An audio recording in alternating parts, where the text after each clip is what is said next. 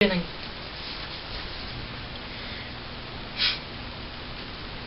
In the beginning, God created the heavens and the earth.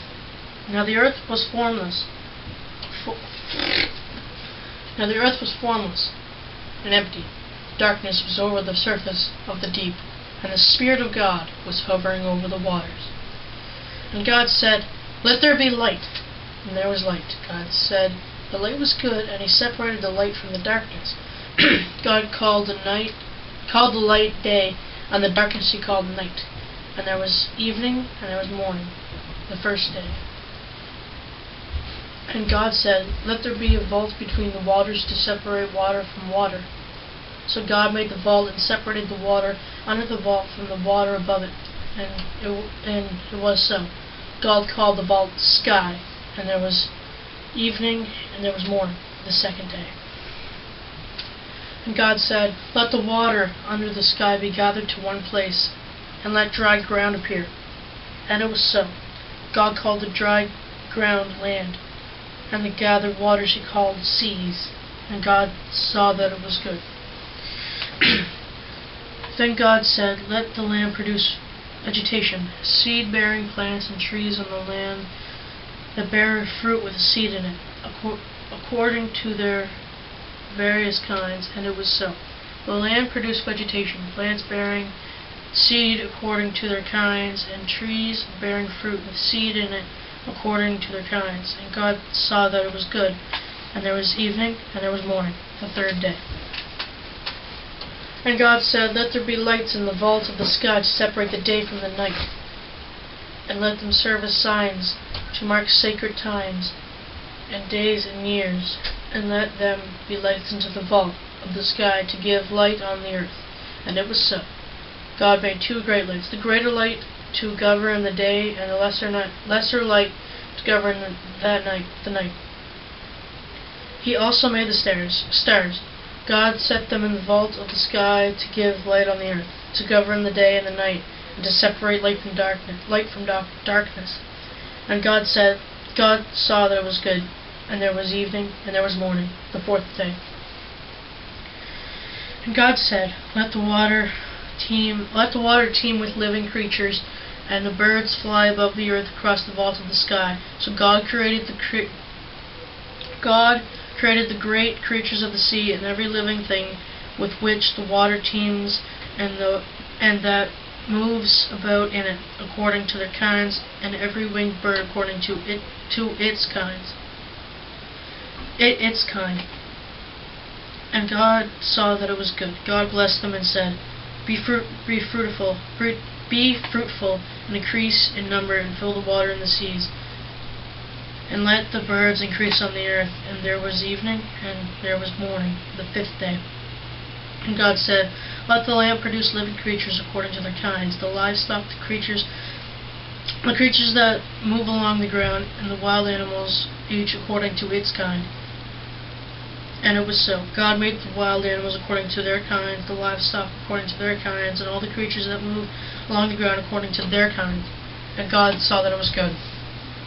Then God said, "Let us make mankind in our image, in our likeness, so that they may rule over the fish in the sea, and the birds in the sky, over the livestock and all the wild animals, and over all the creatures that move along the ground." So God created mankind in His own image. In the image of God He created them. Male and female He created them. God blessed them and said to them, "Be fruitful and increase in number. Fill the earth and subdue it. Rule over the fish in the sea, and the birds in the sky, and every living creature that moves on the ground." Then God said, "I give you every seed-bearing plant on the face of the whole earth, and every tree that has fruit with seed in it. They will be yours for food, and to all the beasts of the earth, and all the birds in the sky, all the creatures that move along the ground. Everything that has the breath of life in it, I give every green plant for food." And it was so. God saw all that He had made, and it was very good. And there was evening, and there was morning, the sixth day. Thus the heavens and the earth were completed in all their vast array. By the seventh day God had finished the work he had been doing, so on the seventh day he rested from all his work. Then God blessed the seventh day and made it holy, because on it rested from all the work of creating that he had done. Adam and Eve. This is the account of the heavens and the earth when they were created, when the Lord God made the earth and the heavens. Now no shrub had yet appeared on the earth, and no plant had yet sprung up, for the Lord God had not sent rain on the earth, and there was no one to work the ground. But streams came up from the earth, and watered the whole surface of the ground. Then the Lord God formed a man from the dust of the ground, and breathed into his nostrils the breath of life, and the man became a living being. Now the Lord had planted a garden in the east, in Eden, and there he put the man he had formed. The Lord God made all kinds of trees grow out of the ground, trees that were pleasing to the eye and good for food. In the middle of the garden were the tree of life and the tree of the knowledge of good and evil. A river watering the garden flowed from Eden. From there it was separated into 4 headwaters. The name of the first is the Pison. It winds through the entire land of Havilah, where there is gold. The gold of that land is good. Aromatic resin and onyx are also there. The name of the second river is the Gilon. It winds through the entire land of Cush. The name of the third river is the Tigris. It runs along the east side of the Asher. And the fourth river is the Euphrates.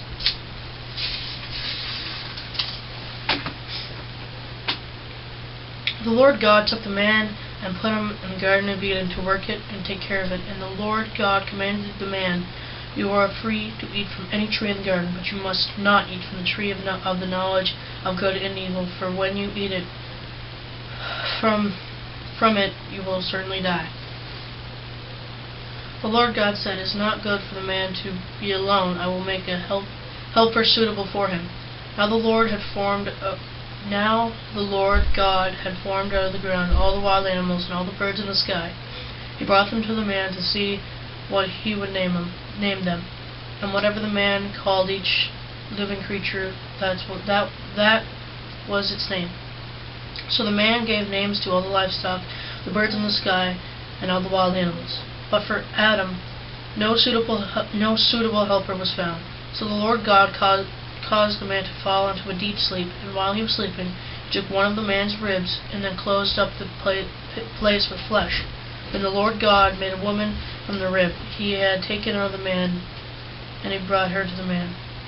The man said, This is now bone of my bones, and flesh of my flesh.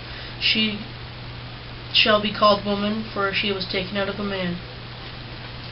That is why a man leaves his father and mother and is united to his wife, and they become one flesh. Adam and his wife were both naked, and they felt no shame. The fall. Now the serpent was more crafty than any of the wild animals that Lord God had made. He said to the woman, "Did God really say you must not eat from any tree in the garden?" The woman said to the serpent, "We may eat fruit from the trees in the garden, but God did say, you must not eat fruit from the tree that is in the middle of the garden, and you must not touch it, or you will die." "You will most certainly not die," the serpent said to the woman, "for God knows that when you eat from it, your eyes will be open, and you will be like God, knowing good and evil." When the woman saw that the fruit of the tree was good for food and pleasing to the eye, and also desirable for gaining wisdom, she took some and ate it. She also gave some to her husband who was with her, and he ate it. Then the eyes of both of them were opened, and they realized they were naked. So they sewed fig leaves together and made coverings for themselves. Then the man and his wife heard the sound of the Lord God as he was walking in the garden in the cool of the day, and they hid from the Lord God among the trees in the garden. But the Lord called to the man, "Where are you?" He answered, "I heard you in the garden, and I was afraid because I was naked, so I hid." Then he said, "Who told you that you were naked? Have you eaten from the tree that I commanded you not to eat from? The man said, The woman you put here with me, she gave me the same fruit from the tree, and I ate it. Then the Lord God said to the woman, What is this you have done? The woman said, The serpent deceived me, and I ate. So the Lord God said to the serpent, Because you have done this, cursed are you above all livestock and all wild animals. You will crawl on your belly, and you will eat dust all the days of your life. And I will put enmity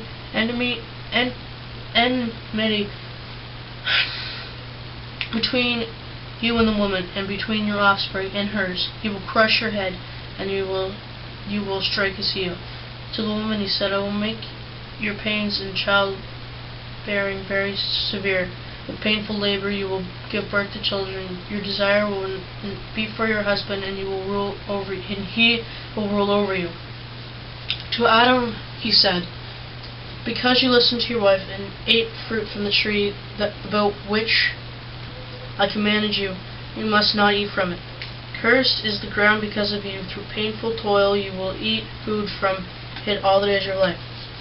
It will produce thorns and thistles for you, and you will eat the plants of the field. By the sweat of your brow you will eat your food until you return to the ground, since from it you were taken, for dust you are, and dust you will return.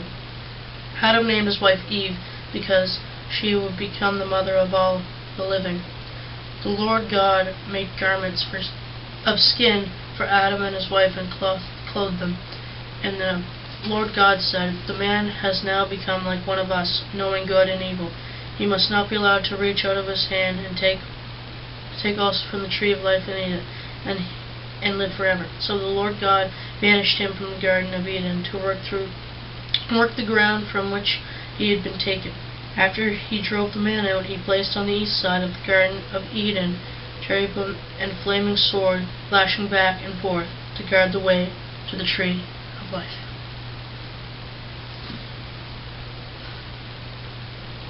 What an amazing story. And I actually believe that Adam and Eve were real. But there's also this in the back of my head. I also believe that we came from apes, so we evolved. But God must have created these animals that we have evolved into. Like, that made no sense. He did create everything. The Lord God, He's watching over me right now doing this vlog, watching over everybody, the people He created. And I think that's amazing. So, I'll just leave it to you guys to decide, is there a God? Is He real? And if so, did He create the world? Or was it the Big Bang? You decide.